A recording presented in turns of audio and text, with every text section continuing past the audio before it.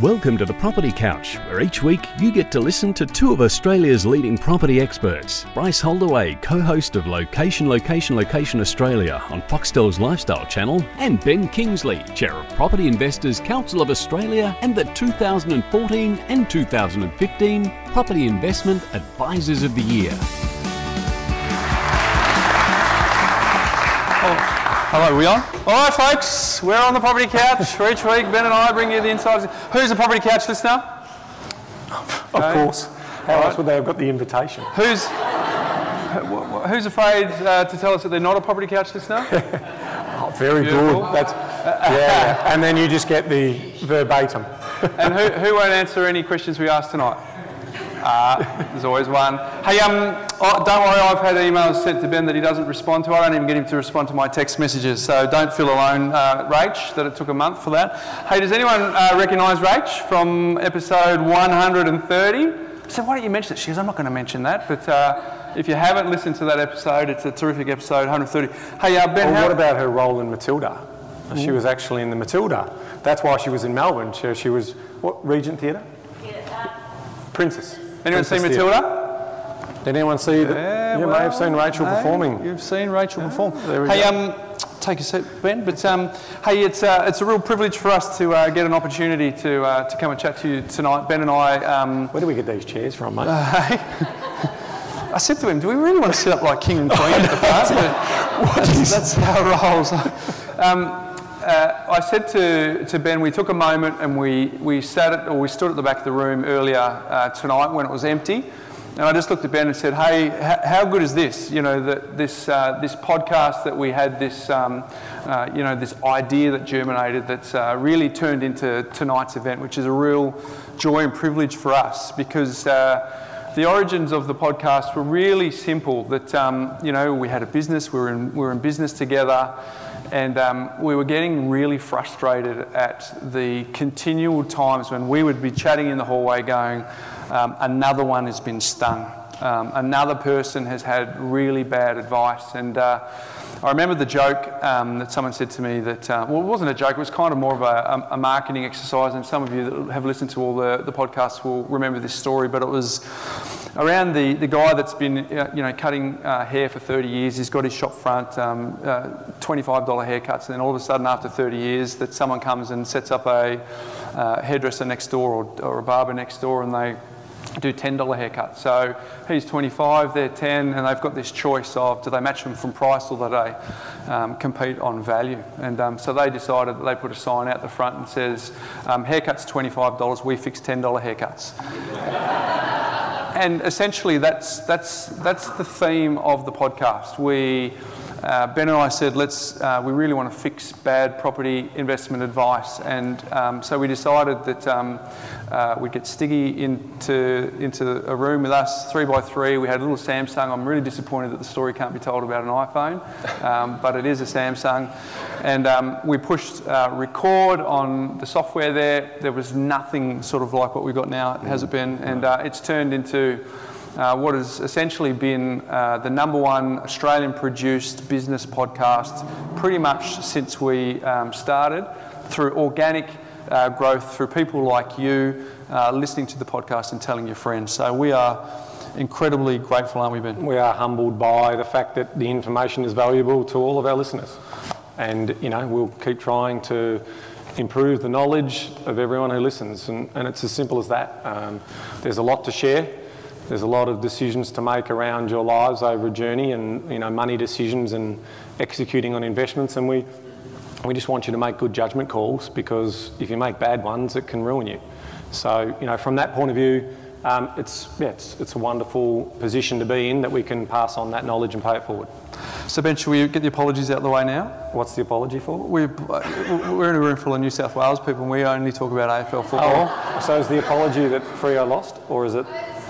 There we go. We got a couple of Swannies. Very good. So we went to the football on Sunday. We Ben and myself with our wives and our kids, and it was Collingwood versus Fremantle, and you probably don't care in this room the result, but we got absolutely spanked. So that wasn't the greatest day. And Ben's wife is a Freo supporter as well. So that was a double whammy. It's a great day all round. Hey, the last thing I want to say before we get into the questions, the format of tonight is we're going to go through some pre-asked questions and then we're going to throw it open to the floor, and some people are going to throw some signs up at the back to say you're running out of time, make sure you get through them quickly. So Ben and I don't really get through a lot of questions normally because we ramble and we go off on tangents, so but we'll certainly try to stay on track today. But I just wanted, I've written it in the book, Ben has never been to the dark side, but I have been to the dark side. I originally started as a professional in property on the project marketer side, the spruiker side. I was a spruiker. And that was back in 1998. I remember helping my first client buy a property in Bentley, which is a suburb of Western Australia in Perth. They paid $159,000 for a 3-bed, 3-bath little villa. It was brand new, and the developer paid us a very handsome commission to be able to do that. But I was 23 at the time, and I was just, you know, there's so many podcasts, there's so many books now, Ben, isn't there? But back then, I certainly wasn't able to rub shoulders with other property investors. My father was born in 1939. He told me there was no money to be made in property. I moved out of home because I had an argument with him about whether or not there was money to be made in property. So I almost, you know, didn't get to talk to anyone. And I got into a room full of people back in October 1998 where they were just talking about property. I thought I'd found nirvana, and that sort of led me to this passion. And I was an enthusiastic amateur, and I was keen to just help as many people as I could. So I actually have been on that side. 2006, I pivoted to be on the right side, Ben. I haven't looked back. And if I could add, I mean, you know, ultimately what PICA is, which is the Property Investors Council of Australia, is an extended version of people joining where it's an association run by property investors for property investors. And so if you want to have those meetups and, you know, learn from other people, that is a great environment to be in. And so if you become a member of that for $5, it's again not for profit. It's got nothing to do with what Bryce and I do for a career. We're just, again, it's part of, you know, the industry's been very, very good to us. But we want to basically make sure that people continue to make the right decisions around property. And if you think about it, throughout the course of the year, there's hundreds of thousands of transactions that take place. So we want to make sure that those are good ones for all the people who care about education and getting a return on investment. So that's probably a good segue, because we're going to be running some events around the country for people to get together and to share their stories. And that's a real positive for me, because hopefully we can stop some of the, you know, bad decisions being made around property investment. Here. Very good. What have we got? Let's get into it. Well, Ben sort of threw it on me tonight that we were going to give the full authentic experience around Life Hack, Mindset Minute, and also Did You Know. But I've got a bit of theory running. He normally doesn't prep for his Did You Know segment, and he's finally prepped for one tonight. So he just got one thing to remember, and it's pretty easy. So he just wanted to throw me. So my Mindset Minute today is largely around. I travel on the plane a lot, and I've got 2 worst nightmares, and maybe you can relate, but the first one is normally when I finish filming, it's by the last day my head is fully fried. I don't really want to talk to anyone, listen to anything. I just want to go into the zone. So if I get on a plane and I'm sitting next to, I've got young children myself, so but I'm sitting next to someone who's got young children who are being verbose. I'm curious now. I don't know where this is going, but I'm sort of starting to relax. That is a nightmare. So that's one. Or the other one is if I'm in the middle seat, which, you know, is frustrating anyway, but then I'm next to someone who is hogging more than their fair share of the seat, right? So the point of that is I use those 2 things as a reframing exercise, because my mindset minute today is what in my life could I focus on right now to feel enthusiastic and appreciative? And if I'm ever in a funk, or if I'm ever having a flat spot, I normally go to the place of the plane, where I am now, and compare it to one of those 2 scenarios. And it usually straightens me up pretty quickly. So that's my mindset minute for today, folks. Hopefully you're not sitting next to someone who's taken up more than their fair share of space, because then reframing is not going to work for you right now. But but I'm looking forward to your Did You Know, Ben? Yes. It's an interesting one. I'm a bit nervous it's a stitch up, because a little bit self-indulgent. You know, I don't like to be too much self-indulgent, but this one's a little bit, and it's not anything to do with the pies. Okay. There you go. Not self-indulgent, not with the pies. Let's get into the questions. Hey, so we're going to go through some questions. We're going to go to the floor, and then at the end we're going to bring some very cool folks up who are absolutely nervous at the thought of coming up here and sharing some stories. So we'll go through that. Hey, the first question is from Louise, who's one of our guests later on today. But she said, my single biggest challenge with my property investment journey has been keeping the momentum and not getting distracted or bored along the way. Anyone relate to that? Yeah, beautiful. All right. Property investing seems to sometimes move at a glacial speed, and it's easy to get a bit disheartened when you don't see obvious progress, Ben. It's also easy to let... I wish I had printed this a bit bigger. I was going to say it's... Ben wasn't going to read it. It's also easy to let life get in the way and not prioritise my investment journey. I delayed on a purchase by 2 years, Louise, missing out on some great capital growth in Sydney. Central Coast, yep, in the surrounding areas, because I was distracted by family and work life. Ben. Oh, Lou, there's a couple of things in there. The first one is, and we're going to get distracted more and more around the sentiment and the confidence piece that's happening in the market. And we're already seeing, credit squeeze, Royal Commission, APRA, those types of things are going to get worse and worse. And papers sell on fear.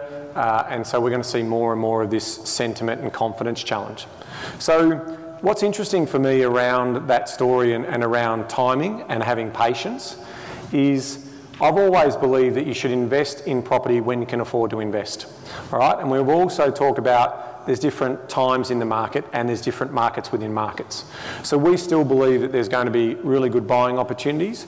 In fact, some of our data suggesting Adelaide, from a supply and demand point of view, is showing some really interesting signs. So we're excited to see where Adelaide will go over the course of the next 6 or 12 months. But it comes back to this position that if I listen to the noise, I'm like the 95% of people who don't create financial well-being. All right? So if I follow that noise and I take my eye off the prize, why should I be taking advice from people who haven't got successful? Why should I take advice from a journalist who needs to put out a story around that? So if you can maintain the focus on the long journey, and in my case, yes, I've been investing, as you know, since I was 23. And here's an interesting fact for you, because I haven't publicly stated this before, but I've bought 6 properties. That's it. 6 properties. Now, a lot of people might be thinking, wow, I would have thought he might have 10, 12, 25, 30. Well, I could have bought 20 properties on my credit card in Detroit in the GFC because I could buy them for about $800. But you've never heard me talk about my number because it's not necessarily relevant to the story of my success. They're just damn good properties, right? And I've timed them out accordingly, and you never hear or see our business gloat about 500% returns on investment and all those types of things, because each of you are in different stories, and every property that we try our best to buy is a challenge, and it's usually under competition, because if we're buying property that aren't under competition, we're shopping in the wrong location. So I think from that point of view is be patient. The greatest investors are patient, but strike when you're in the position to strike. And that means don't procrastinate, don't let the noise disrupt your view. And there was another great question from Nick. We read the questions, guys, and so I don't know whether we'll get to Nick's question, but it was about how do you cut that noise out? Simple. Don't be a sheep, don't follow everyone else. All right? The trailblazers are the people who see opportunity in these markets. And that's what's going to be happening, because if we take a macro generalistic view, I think property is going to be sluggish for probably the next 36 months. Now, if that sort of says, well, do I just wait? The answer to that is no, because I'm not buying the Australian property market. There's still going to be opportunities inside that market that if it meets my brief, I go. Because if I'm going to be buying, I know that economic cycles are real. They're based in academia, they're proven, they move in cycles. We've come off the top of the cycle in Sydney, we're getting to the top of the cycle in parts of Melbourne, so that's okay. You know, and then once the next cycle moves through, because remember, we're not speculating in property. We're buying property for the long term so we can live off the passive income that it's going to generate for us once we get the debt in order. Ross? This year, how many people in the room are goal setters? I mean, sort of set them at the beginning of the year, write them down and follow them. So we've got a few, which is great. But it's probably consistent with most people who plan to become what they plan to become. But I guess the reason for saying that is because I've been a frustrated goal setter for about 20 years now. So I remember my little Datsun 323 at university air conditioning. We had the windows down, the roof open down the freeway. And I had a little Zig Ziglar tape. Who's Zig Ziglar? Anyone? Yeah, put it in, it was goals. And I remember listening to that and I thought he had the framework, the way that you'd set it out, what you had to do, and I thought, this is it, I'm going to do this. And because I'm a perfectionist, I thought, well, I've got to fully plan it out and make sure I know what I've got to do. And by nature, that got a frustrating exercise and I never got around to it. But I'd think each year I'd have to do it. Long story short, I finally nailed the process this year. I've set 9 goals. They're all date stamped, they're specific, they're measurable, they're actionable, they're results driven.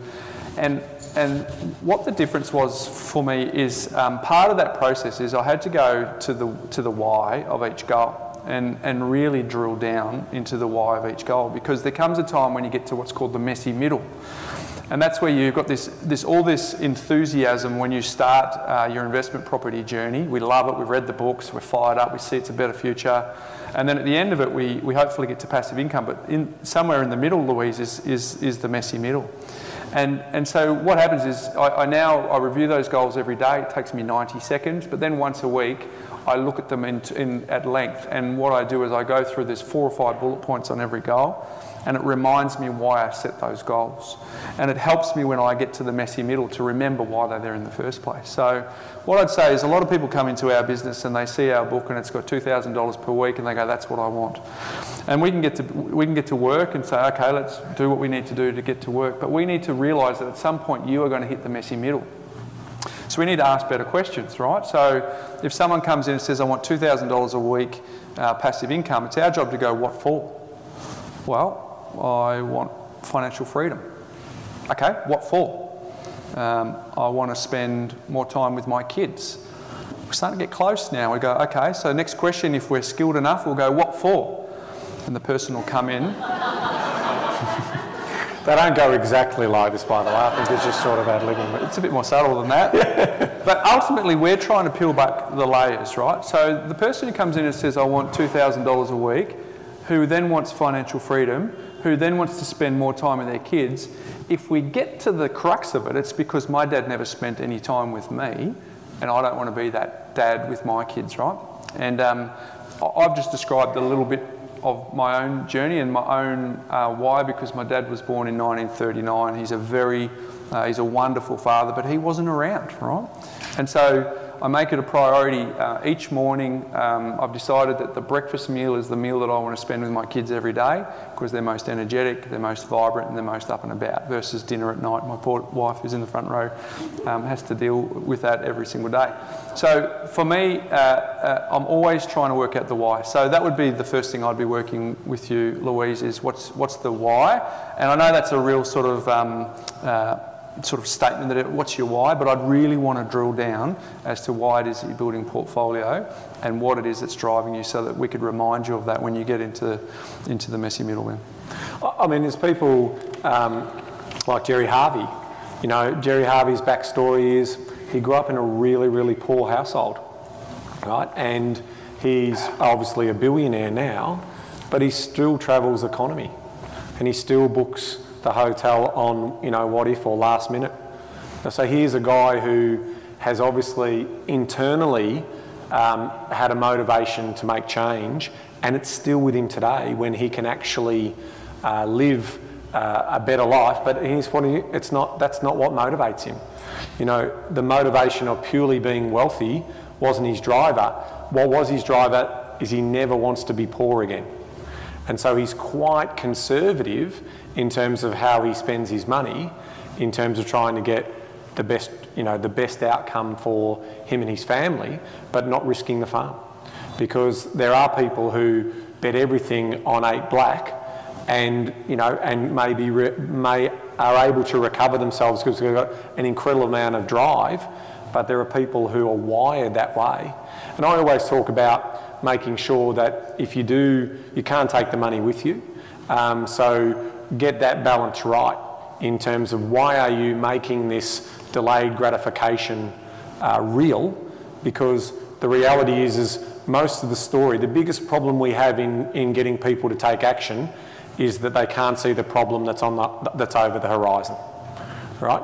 There's this whole idea that their income is going to supplement their lifestyle in retirement, and then when they get to 50 they realise, holy crap, I haven't put enough away to allow that to happen, and so they make rash decisions and they get spooked to about easy solutions which don't turn out to be good solutions.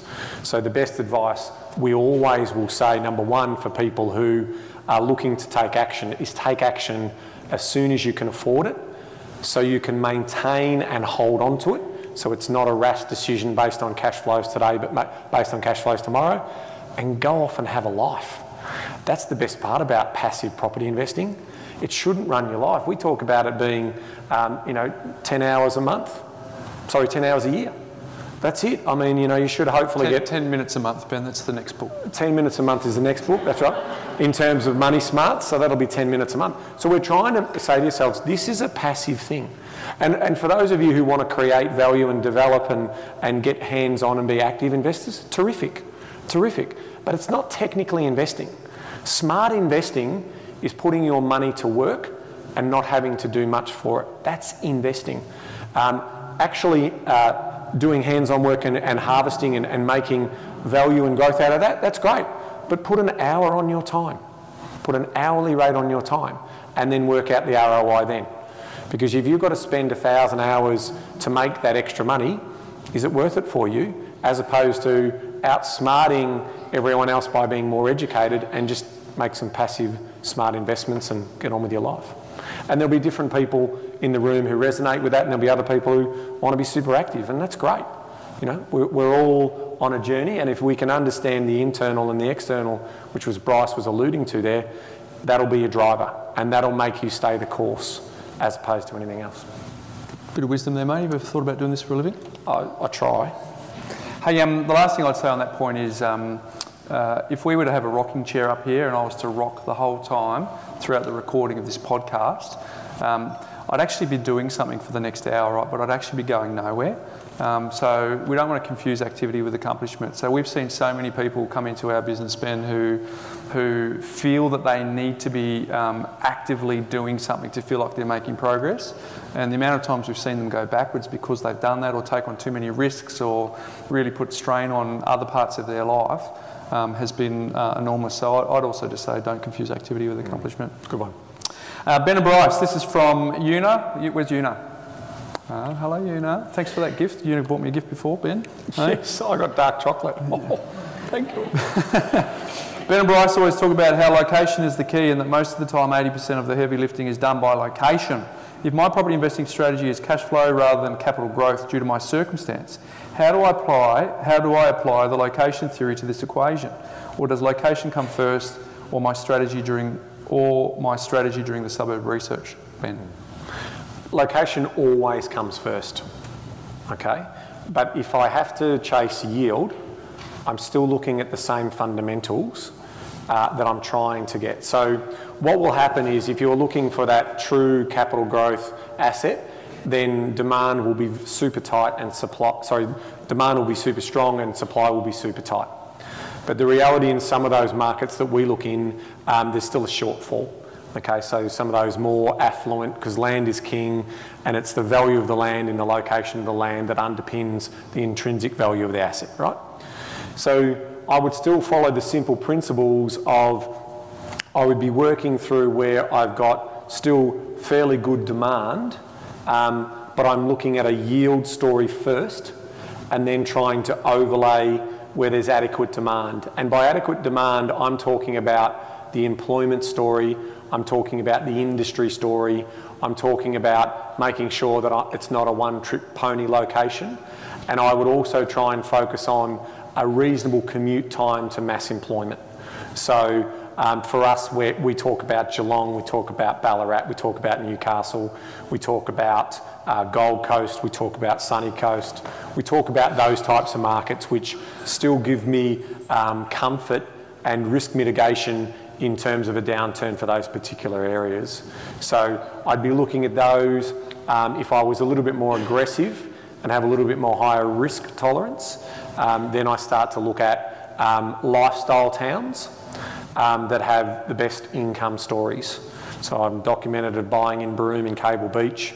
That was a timing the market story around just under an 8% yield in a depressed market, a 4-bedroom house, 800 metres from the beach, with a government tenant. So I took the yield story there, because that's in my self-managed super fund, and I basically played that story through in terms of I mitigated the risk because it couldn't get any worse. I had a government tenant on a medium-term contract in there, so my income was guaranteed for that period. And now we're starting to see that market and sort of some of the exploration happening there in the Gulf around gas. And gas is a big play. And, you know, I did some research around where BHP are looking at, 20, 21, 22 is the next big gas play for that particular area. So I expect that should then generate into some really strong growth and some shortage of stock. And I may exit out of that particular play if the numbers get back up to $1 million for the value of that asset. So they're the sort of things that I look for. I'm still looking at the market. I know that it's not a one-trick pony town. It's a tourism town. It's got multiple government services for the health workers in that area as well, providing for the Indigenous communities around that area. So transient workers, I felt comfortable in that play, and I made that call. But that's sort of what you're looking for. So I still think you can use the similar principles, but work from your yield point, your break-even point, and then work back in terms of still looking for strong demand and short supply. Very good. The only thing I'd add to that, because it's well said, right?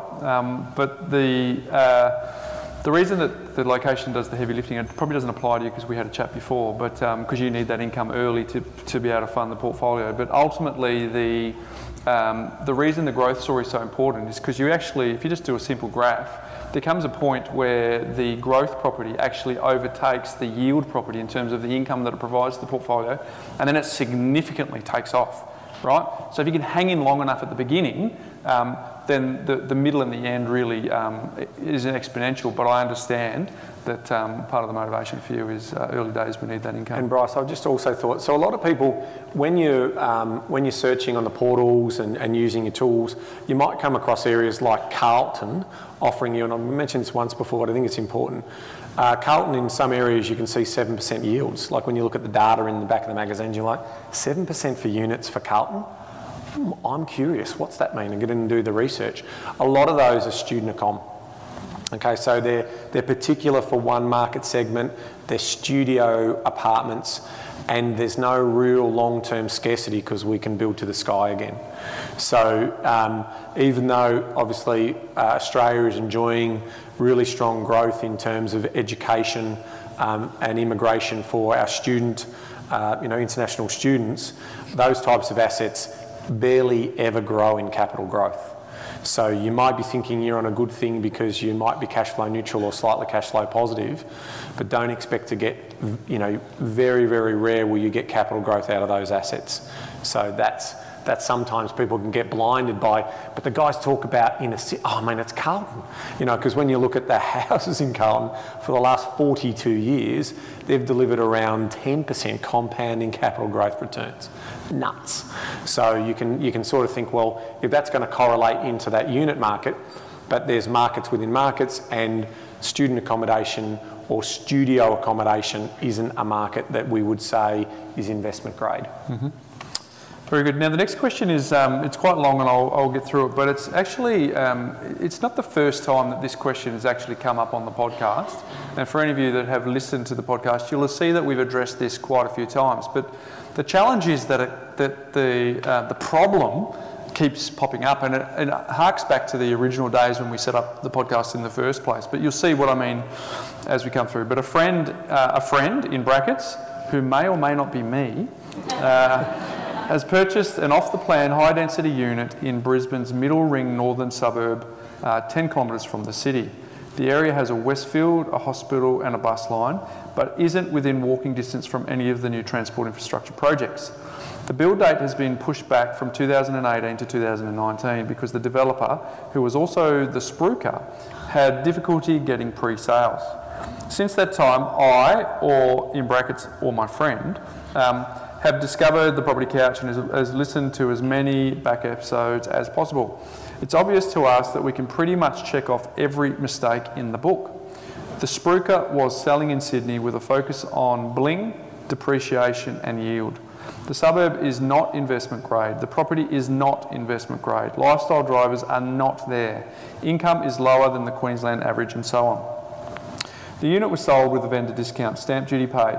Yes, we know now. So on settlement is likely to be valued significantly less than the purchase price. With the oversupply situation that exists in Brisbane and Brisbane's north's very low population rate, 1%, what, if any, exit strategies exist? But I might kick it off given the fact that I was on the dark side here. But for those of you that are not familiar with the project marketing space, it is someone who is masquerading as an advisor. They are given a brief to earn an income from the person selling the property, not the person buying the property. And the challenge is that if you engage a buyer's agent, a lot of buyer's agents will charge 2.5% plus GST of the purchase price to purchase. On the flip side, the selling agent will charge sometimes 2.5% plus GST, sometimes less, sometimes more, but roughly that's what it looks like. We're a fixed fee, but that's different. But on the project marketing side, they're charging 6 to 10%. So it's significantly more. So what happens is you are paying for the bling. You're paying for the shiny taps and the new smelling carpet that has zero benefit to you because essentially the tenant's going to get the benefit. After the first tenant, it's going to be like every other property that is used or established. So we always have this view that you should be the second and subsequent purchaser. So we're not saying don't buy anything that's got sort of shiny taps or a bit newer, but just make sure you're not paying the brand new shiny price. Because if you do, you're effectively, do you know when someone, your parents said you don't buy a brand new car, as soon as you drive it off the lot it loses value? Well, it's a bit the same. As soon as you settle on the property, the value actually goes down.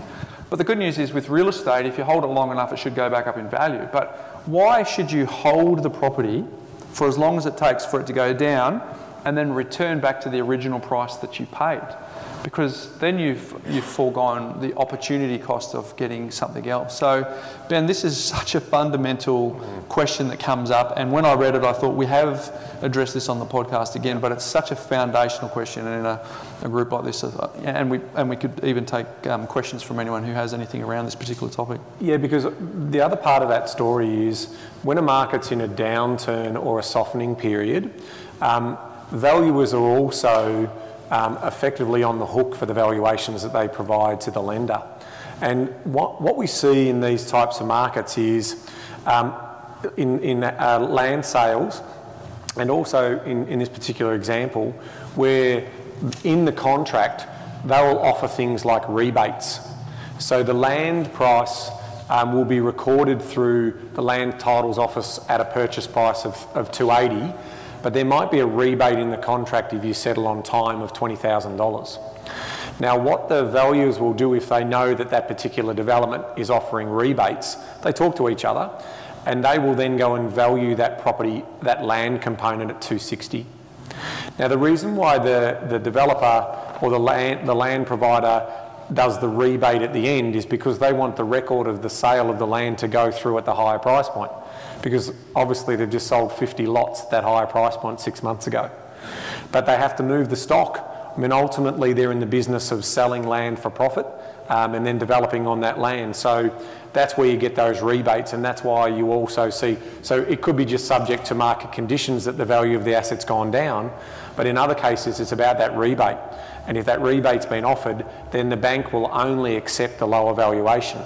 So the same could apply, that even if the development stacks up and the off-the-plan apartment is offered with no stamp duty, if the stamp duty is the equivalent of $20,000, it's well within the rights of the valuer to reduce that valuation by that $20,000, irrespective of whether he thinks the complex is going to hold up at true value, because the fundamental thing is that property hasn't really been bought at that price point, has it? It's been bought at that lower price point. So the valuer argues a fair point. You're not buying it at that price point, or we're paying the stamp duty for you, so what's the asset really worth? So they're the sort of things you will see in a softening market and a depressed market or an oversold market. So you'll start to see more of these types of incentives. The classic ones we've talked about in plenty of times: pay the stamp duty, guaranteed tenant, which they've factored into the purchase price of the asset. And that's how they move their stock, you know. So it's up to us to be smart about it in terms of what we're looking like. In terms of this particular property, we don't know what it's like. We'd want to have a deeper dive.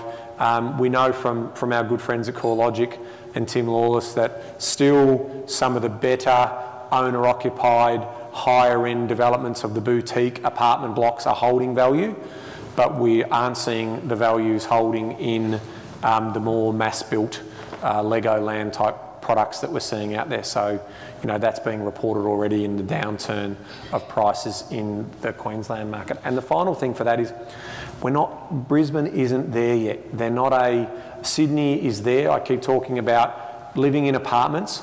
We accept that. It's a part of living in a beautiful international city.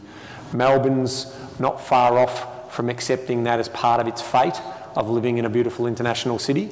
But, you know, I've talked about, you know, Sydney's had at least a decade to 15 years of comfort in living in apartments. Melbourne, we're just starting to experiencing that now, and Brisbane are usually 10, 15 years behind us.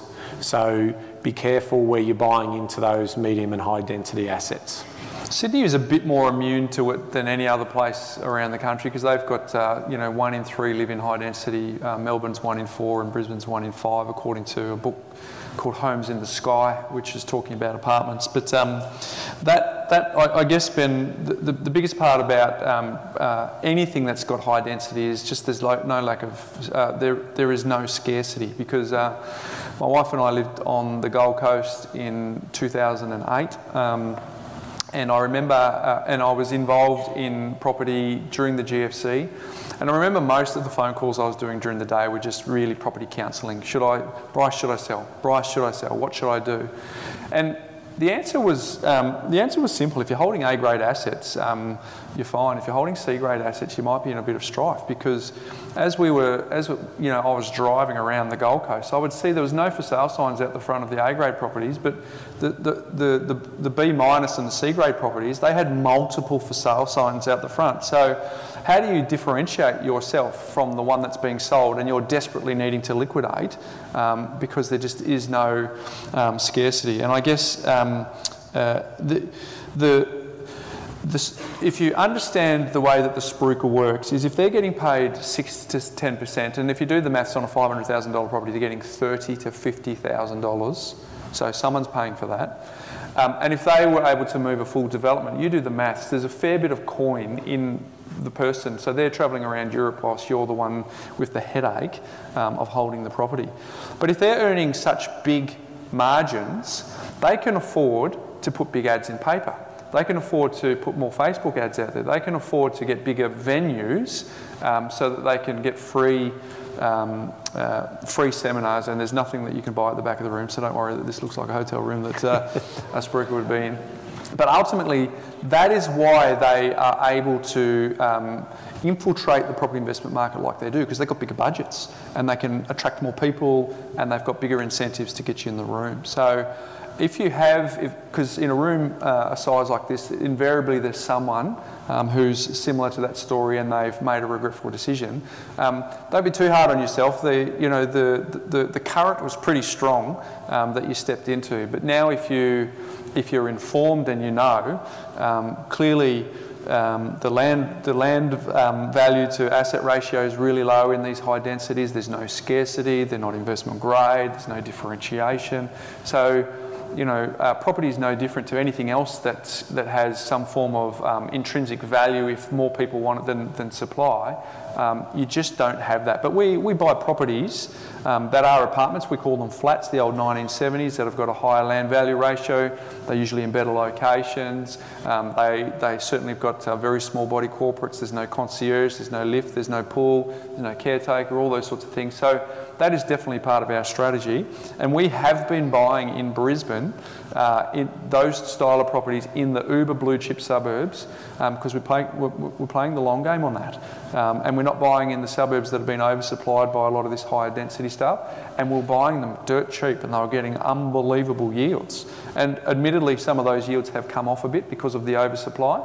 But essentially they're still Bulimba and Norman Park and Morningside and New Farm and these beautiful suburbs in Brisbane that you'll never be able to get them in the tree-lined streets and with the beautiful Queenslanders next door. You could do it back in the 60s and 70s when they built it, but you can't do it in 2018. You have to be on the main road, or you have to be where there used to be a petrol station, or you have to be sort of where you're one of 200. So we can't caution enough, Ben, and we will probably continue to say this question for as long as we keep the podcast alive. But the whole idea of starting the podcast was to spread the message so that people could make informed decisions around what they buy, so that they can actually transform their life, their financial life, and as a result transform their overall life. And don't take ours, just do your own research. Here's how you do it. Jump onto realestate.com.au, or domain, go into the sold section, pick a tower.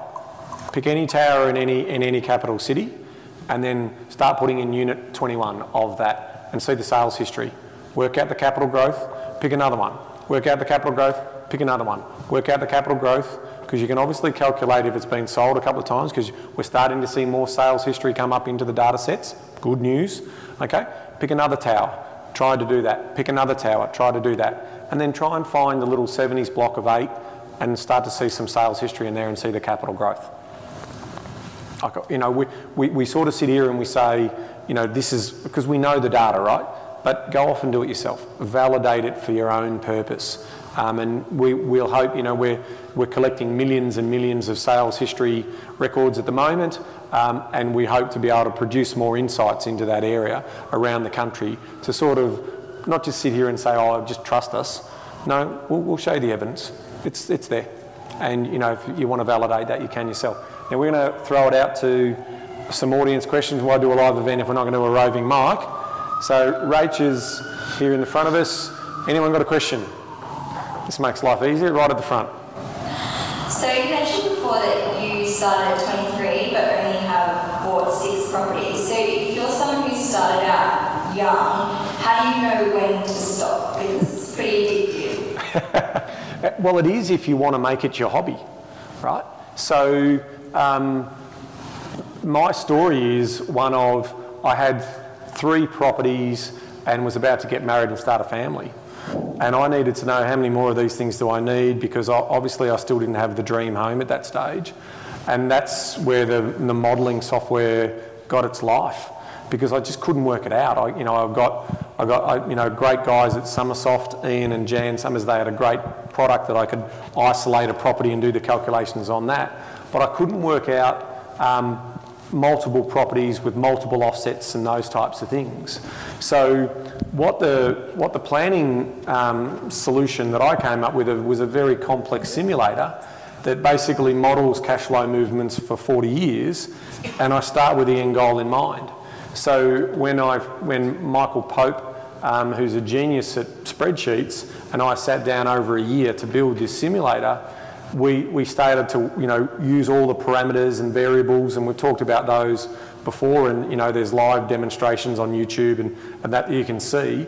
They're not live now, obviously, on YouTube, but in terms of how you're able to model that out. So, you know, the fundamental work we do is coming back to why you're doing what you're doing and how much do you need, and then reverse engineering that back. And then so all of a sudden it doesn't become, and if it becomes your passion, that's great. It become mine and I made a job out of it, right? But from that point of view, it's like I just needed 6, and it's actually 7 really good properties, okay? And my target is $160,000 passive income by the age of 50. Right, so I've been working to that story. Spent a little bit too much on my home renovation. Don't do that, everyone. We'll do that as another podcast because I've got some good lessons in that one. But obviously my income's improved from when I first set that journey up. But yeah, that's it. So once you've hit your accumulation of how many you need, you retire the debt, and that's it. You go off and grab your caravan and, you know, you go and get your transistor radio and you sit in a tinny and you know, put a barty grub and you hit a log and you try and get a fish.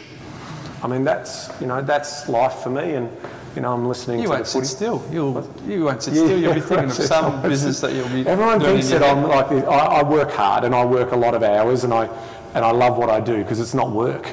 You know, everyone says you're crazy, you work a lot of hours, and it's like, well, yeah, but not when you're passionate about it and you're changing people's lives. I've got a purpose, and it's one of the most rewarding purposes I could ever do.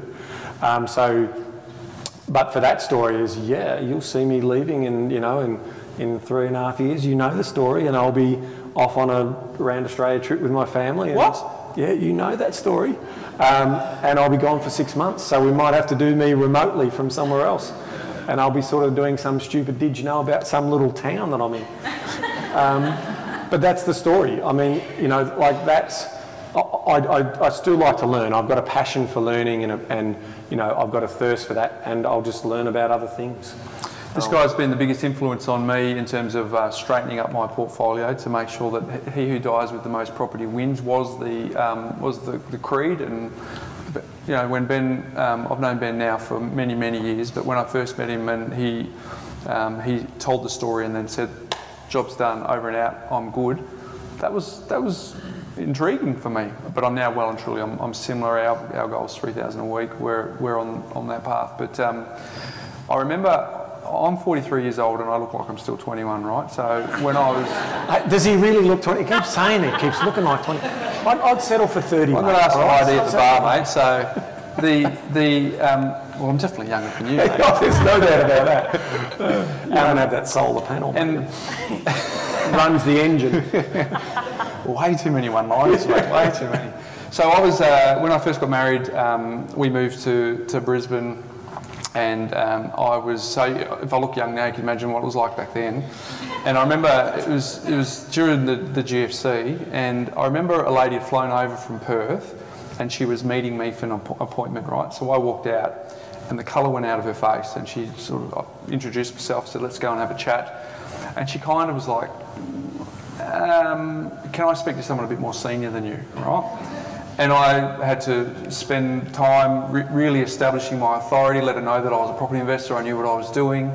And what we did is she was in such a heightened state of anxiety at that point in time because she'd bought an enormous amount of property over in Perth. And that's when they were just going through the boom, but that came off pretty hard. And she was holding way too much property, 20 plus properties. And she bought into the debt servicing debt philosophy, which, you know, if anyone has, you know, we're going to borrow some money, we're going to live off that, we're going to pay the difference, which actually works for the strategy works, but for a very small percentage of the population. And so at the end, I'd built the credibility, we'd had the chat, we came up with a strategy, we came up with a plan, but she just looked at me and she goes, "Bryce, I just wish I could sell them, the majority of them, and hold 6 or 7 really good ones." And I've never forgotten that. And if you think about the stats, we've talked about it a couple of times, we've written about it in the articles, that 73% of all property investors stop at 1, right? So there are some people who make the front cover of the magazine with more than that. They make episode 130 of the podcast, they've got more. So we get to rub shoulders with people who are outside of the norm, but they are still a very small percentage of the population. So most people don't buy one. And of those who do buy one, most people stop at that. So that's why we've been conservative in our approach. We've played the long game. We say to people, if you want to get rich quick, don't come to Empower Wealth. we're not going to be able to help you. If you want to get rich slow, come to us, so that we can, as Ben said, manage what you're doing, but also have a life, because that lady didn't have a life. She couldn't sleep at night. She was worried about the bank foreclosing, and when it was going great, she was feeling really good, but it went pear-shaped very quickly. We've got time for one more question from the floor. Anyone? Bueller? No one else? The Gen Ys won't know that one, Ben. No, that's pretty cool. All right, well, we can go back to our questions on the list, and then we can... Oh, we have one? There is someone. They've got ice running through their veins. They just don't want to put their hand up. This is a bit more of a specific question, and it's around the latest budget changes around depreciation. So I have 2 properties that were purchased prior. So I've got depreciation reports and claiming those, whatever, that's all good. But I bought one that settled after the changes in the last budget. I've heard on various podcasts and whatever about being able to claim the cost of plant and equipment as capital gains deductions at the end if you sell, but I don't quite understand the connection between that. I know I can't claim depreciation each year. No, you can, Bonnie. Do you know, I know it's probably too early to really know how that all pans out. No. But do I need a depreciation report for a property that I've purchased after the budget last year to know what I owned when I purchased it to claim it at the end when I sell it? Well, you still get building allowance post the change.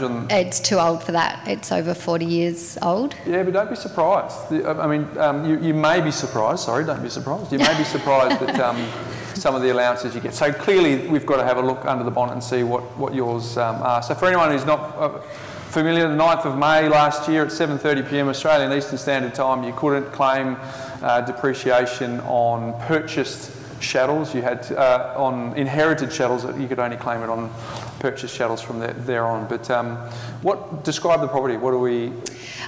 So built in the 70s, a house, freestanding, 3-bedroom, 1-bathroom. I haven't seen it. Yeah. Anyway, it's one we bought. Yep. A lot of our clients haven't seen their properties. Yeah, so solid investment, I hope. But built in the 70s, and it's been renovated maybe once in between, but not much. Anyway, yeah, I'm just wondering, I've heard that we should be able to claim just the equipment stuff later. But I'm just wondering, like, if we renovate and we want to scrap what we've got, should we have a depreciation report, or do we just not do that until we actually do something to the property? So every property is case by case, okay? My ears did prick up when you said it's had some renovation done on it, so there is some capital that would have gone into the building. I always say to anyone, you owe it to yourself to make one phone call to a tax quantity surveyor, right? So we've had Brad Beer on before. You know that BMT have calculators on their website. There are others who are obviously also out there who do great work. Washington Brown is another example. They are the specialists. They have the information at their fingertips to allow to be able to give you an estimate. Because if you're going to pay, I don't know, $800 to $1,000 for a depreciation schedule, it's got to pay for itself, right? And then it's got to add value to your cash flow, because that's all depreciation does, right? You can't then write it off. All it's doing is basically advancing your cash flow, because when you sell that asset as a profit, if you ever do, it's going to come off. It's going to add to the capital cost of the property, right? So depreciation is always about being better off from a cash flow point of view. So you can call them and they will give you a free assessment before they send a professional out there to do that. So I just think you owe it to yourself to give it a 5-minute, 10-minute phone call to get more. They'll ask you a few questions, and then they'll make an assessment of whether it's worthwhile or not. Right? We're not quantity surveyors, we're not specialists in that area, but we always say to every client to get that done. And then also a reminder as you're coming to the end of this financial year, if you haven't already done a depreciation schedule on your property, you can get the last 2 years in addition to this year. All right? So if you haven't got around to getting it done, once you get over 30 June, you lose one of those years. So also, which can give you a nice little pop inside your this tax year if you've got 3 years to claim that you haven't claimed. Okay? There's also a form, it used to be called the 221D form, signed full stop new sentence but related. It used to be called the 221D form. It's now called the form 1515.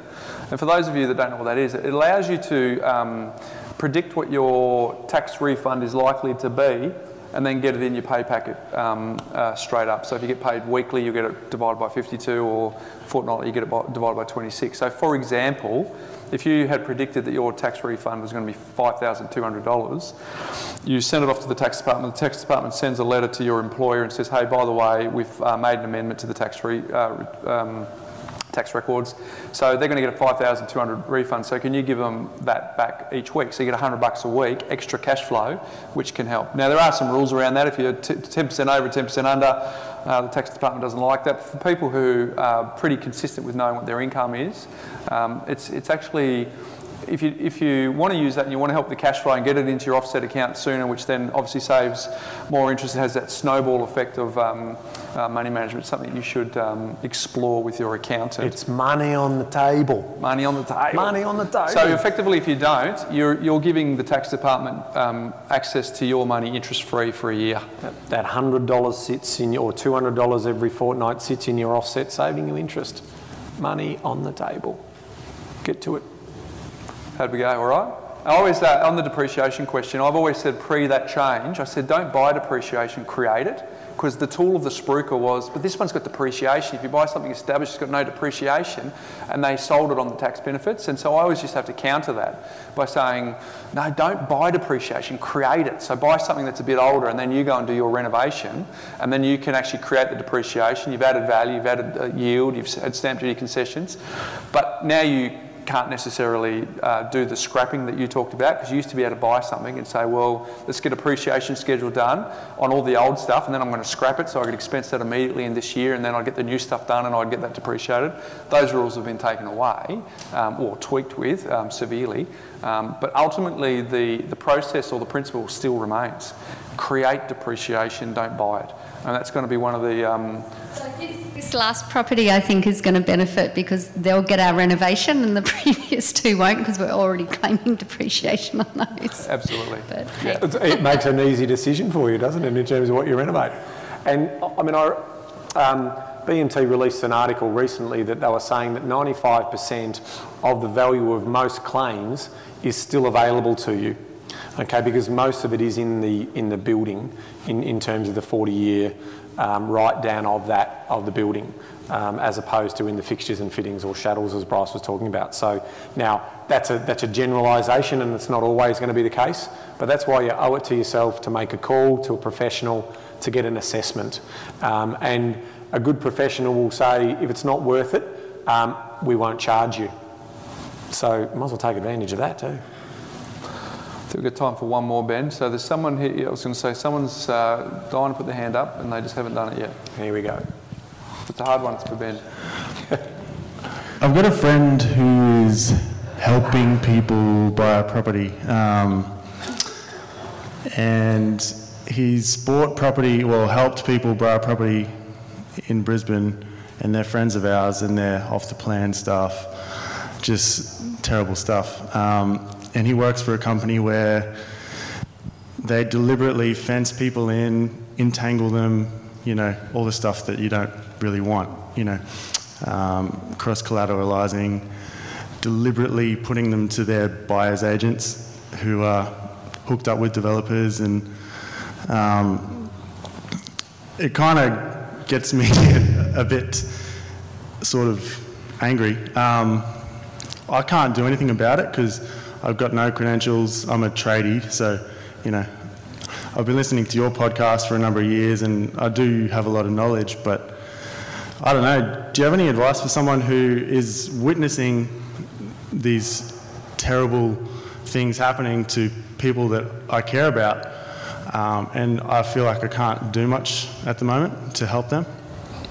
Yeah, we feel your pain, right? Hence the podcast. But there's some foundational episodes of the podcast that people are, there's 100, and I think will be 175 when this one goes to air, Ben. So someone who joins the party late sort of goes, I can't listen to 175 episodes, it's going to take me a while to get to. So I would encourage you to make sure they listen to the first 12. Back then we were pretty rubbish, arguably still pretty rubbish, but they were a lot smaller. No, confirmed pretty rubbish. They were a lot shorter back then. You could do it on 2-speed, but we really cover the basics, because what we find is people write into us and say, thank goodness we actually did listen to those foundational episodes, because we reversed out of a decision. Because one of the notes I made before on one of those questions we had is the best way to make sure that, well, actually, a lot of the questions we get is, if I've actually bought a property, like you described, how do we get out of it? And unfortunately, it's very difficult to get out of, because you put a deposit in place, the contracts have been written by a developer for their side, so their solicitor's been very clever at getting them locked in. So the only way that you can get out of it is to not get into it in the first place. I think I would say that those first foundational episodes are absolutely paramount. But yeah, how do you get the invitation to speak into someone's life when they don't necessarily want that invitation, or they're not willing to hear it? I hear your pain, and we get frustrated all the time when we think that we've devoted the last 3 years of our life to doing a weekly podcast, and we're under the delusion that everyone's listening to it and everyone knows and they're never going to make a mistake. And then we get people that come in and say, hey, look, I've actually had someone write in and say, I've listened to every single podcast, I've done 2 laps, I've got a question, should I buy this off the plan? I think, have you really done 2 laps? So, and not that I would take everything as gospel on Google, but if they're a reasonably active business, if there's half a dozen to a dozen poor reviews on them, then there's smoke, and you need to do some more investigation. No business is perfect, and we put our hand up. We haven't delighted every customer of the 3,000 that we've handled so far, and we want to get better. But we don't have the catastrophic stories, and if we do, we try and remedy them quickly. These businesses don't care. It's a numbers game for them. And so when you can get onto Google reviews and see a string of commentary around them, or if there's been some reprimands from ASIC, they're always good indicators. If there are fly-by-nighter that sort of come up in each booming cycle and then go away, because I can see there's probably 1,000 of those companies out there, and that's really scary. Tell them to ask to speak to someone who's bought 2 or more from the same company. Good question. Yeah. Not one, because they consistently rely on turnover. We'll get the next one, we'll hire the next hotel room, we'll get the next ad, we'll get the next person through. Because if you think about the economics of it, for those guys, if they did 100 transactions in a year, that is an enormously huge business that they have. That's an enormous amount of revenue. So they just want the next 100, the next 100, the next 100, the next 100. So ask them, maybe if you haven't got that invitation to speak into their life, just ask that question. Get them to speak to someone who's bought 2 or more from them. Because we're really proud of our business. We've got lots of people that have bought 2 or more with us, and we would happily get you to talk to them. And are you dealing with me right through this process? What they normally do, the well-structured crooks, what they normally do is they have someone at the front end, and you never get to see them again. Then you get handed over to the settlement people, okay? And so I want to know, can I contact you right through the process? Can you be my sounding board? Because normally if it's like that and they send you off to, their network, their cage, you want to understand that full buying process with them. Now, they could still lie to you straight to your face. I can't stop that. But certainly, how many clients have you got? How many repeat customers have you got? Because there's a process called a disturber. There's a job that their job is to disturb you. They get invited into your lounge room. They assess what you've got. and their job is to agitate you. Agitate you. They manipulate, because you can use internal, what we talked about, the what for. You want to spend more time with your kids. I could use that for good or evil, right? But their job as a disturber is to use it essentially for not so good, because once they've rattled you and they've disturbed you enough to the point where you feel like you've got to do something about it, then the next person in the chain walks in. I remember when I was first involved in the industry, the Gold Coast was full of the White Shoe Brigade, and the job of the runner was to pick someone up from interstate, someone had disturbed them, then someone had an initial consultation to say there's a solution, and then they'd fly up to the Gold Coast because they used to give them a free holiday. And the person who would pick them up knew that the pact between husband and wife, or partner and partner, whoever it was, the pact on the plane was what? Whatever we do, we are not buying anything, right? When we get off the plane, we are not buying anything. So the runner knew that. They knew that was the pact that you made on the plane. So what would they do? They'd actually put their suitcase and all their files and everything to do with running, the brochures, they'd put that on the seat behind the driver, right? So then they'd actually have one person sitting in the front and one person sitting at the back. Eye contact is lost, right? That pact is, so that person's job is now to chip away at the pact that you just made on the plane. So how do? They drive you around and they show you some rubbish properties, and then you get hungry, and then you get tired, and then you get irritable. So therefore, again, they've done their job. They've played the psychology game for evil, not for good. And then they'd turn up at this oasis in the desert. There'd be this beautiful townhouse development, had the most beautiful pool and the palm trees, and you were so tired. And so what they did is they said, hey, look, they used scarcity tactics. There's only 3 left. You've got to make a decision today. I've got the person. I can put you in the car. They'd take you in the car. They'd get the contract signed. The person would do the finance. The solicitor would be in the other room. And all of a sudden, you'd fly back. And you'd look at each other and go, what happened? What happened to that pact? But that's what they used to do. And so that's what you're up against, folks. And they're going to strike some gold at some point, right? Because they're buying so much stuff. So they're going to have some wins. But whether the majority of their wins are consistent is the question. And the ones that they do have the wins on, they got even better, and they put them in the back of the car like they got a minivan, and they started having the successful ones next to the ones. So you were sort of seeing, oh, they're successful, and you start to buy into the story. Now we are running behind time. Did we get the double wind up? Yeah, I've got the double wind up. Hey, my life hack today, Ben. My life hack today is the travel theme is well and truly around me being in hotel rooms all the time. And so what I've worked out is, I'm ready for the heckle from you too, by the way. I actually have this Cairo pillow that I use at home, right, and I get a wonderful night's sleep. So I take it with me. I brought it to Sydney with me. I'm off to Cairns next week, so that'll go with me, because the key for me having a good night's sleep is to have some familiarity and also being able to use my pillow. And I'm ready for the heckles, but how many of you have actually got on those damn pillows and they're too soft or they're too hard? You wake up with a crook neck, it's 3 o'clock in the morning, and then I've got to be on camera, Ben. So that's my life hack today. Hey, not bad. You gave me an hour's notice, so I had to come up with that. Was that all right? Is anyone who in the room travels? To take your blankie with you? Who's gonna take my blankie? No, I do not take my blankie. Sure. I know, see, norespect.com is where I found him. We're ready for this, mate. You've built up this, we don't have any time. Did you know? It's a simple one. It's a little bit self-indulgent. No, take your time. It's a little bit self-indulgent. The number of countries that have downloaded our podcast. Anyone have any idea of where our podcast has gone over the last 3 years? Are you going to have a guess? Can you give me a range? No. Okay. We did Google how many, I don't know, countries there are in the United Nations that are recognised as countries, and it was just, I think, around the 200 mark. So that sort of gives you an idea of how many countries there are in the world. 198. 198? Geez, you're ambitious. Jeez, it's about how young he looks as well, right? But look now you've let me tyres down. Well, you didn't give me a lead here, so I wasn't going to give you a hand. Yeah, 6. I reckon there'd be genuinely, because I was being a smart ass, right? So I reckon 13. Okay. Anyone else? 15 anymore? 6. Keep going. Keep going. What? Keep going. What?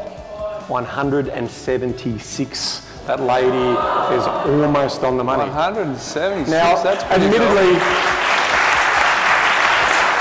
admittedly, there are about 7 countries that have had 1 download. Mate, don't let the truth get in the way of a good story. Yeah, so there we go. So a little bit of self-indulgence. And 3.36 million downloads. So where's Ivis? We finally got him preparing for a Did You Know, hey? Yeah. Hey, most people now come up to us with a book and say, with a pen, and come up to us and say, could you point out where Ivis is? We want her to sign the book. So she actually signs more than us. Hey, Ben, knowledge is empowering. But only if you act on it, Bryce. And thank you to...